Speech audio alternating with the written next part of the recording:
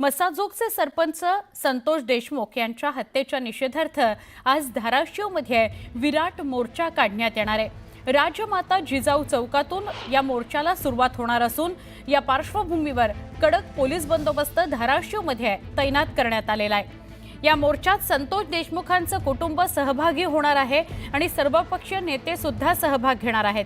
छत्रपती संभाजीराजे, सुरेश धस, मनोज जरांगे या मोर्चात सहभागी होणार आहेत।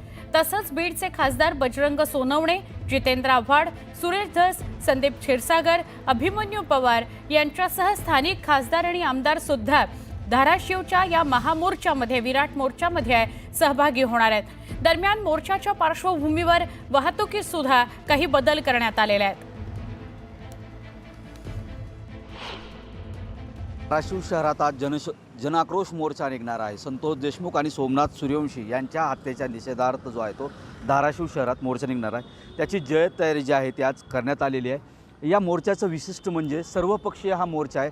धाराशिव शहरात या अगोदर ज्या पद्धतीनं मराठा समाजाची मोर्चे निघाले होते, आंदोलनं मोठ्या प्रमाणात तीव्र झाली होती, त्यानंतर सर्व पक्षीयाच्या वतीनं हे मोर्चा निघणार आहे। सोमनाथ सूर्यवंशी असतील, संतोष देशमुख असतील यांची ज्या पद्धतीनं हत्या करण्यात आली त्या हत्येचा महिना झालं तपास ज्या पद्धतीने व्हायला पाहिजे त्या पद्धतीने तपास झालेला नाही आहे। आरोपी जे पाहिजे ते अटक ज्या पद्धतीनं व्हायला पाहिजे होते त्या पद्धतीनं झालेलं नाही आहे। या सगळ्या पद्धती प्रक्रियेवर आक्षेप नोंदवत जे आहे ते धाराशिव शहरात आज सर्व पक्षीयांच्या वतीने मोर्चा निघणार आहे।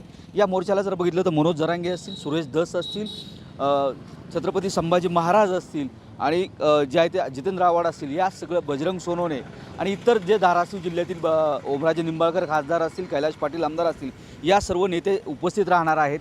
या आक्रोश जो आहे तो सरकारच्या कानी दरबारी जावा की ज्या पद्धतीत सामान्य माणसात या प्रकरणाला धरून चीड आहे, ती चीड आणि राग व्यक्त करण्यासाठी हा जो आहे तो धाराशिव शहरात आज मोर्चा निघणार आहे। आणि या मोर्चातून जे आहे ते सरकारवर टीकास्त्र डागलं जाणार आहे। नेमकं आता या मोर्चानंतर सरकार तरी या कारवाईला गती देतं का हे पाहणे, मात्र ज्या पद्धतीने या मोर्चाचं नियोजन केलं आहे ते उत्तम नियोजन मानता येईल की सगळी वाहतूक जी आहे ती व्यवस्थित बदल करण्यात आलेले आहे, त्यानुसार वाहतूकसुद्धा वळवण्यात आलेली आहे आणि गेले 8-10 दिवस संयोजक या मोर्चाचं नियोजन चांगल्या पद्धतीनं करण्याचा प्रयत्न करत, त्यानुसार आज 10 वाजता हा मोर्चा सुरून जिल्हाधिकारी कार्यालयावर याचा समारोप होणार आहे। सागर जाधवसह बालाजी निरफळ, न्यूज 18 लोकमत, धाराशिव।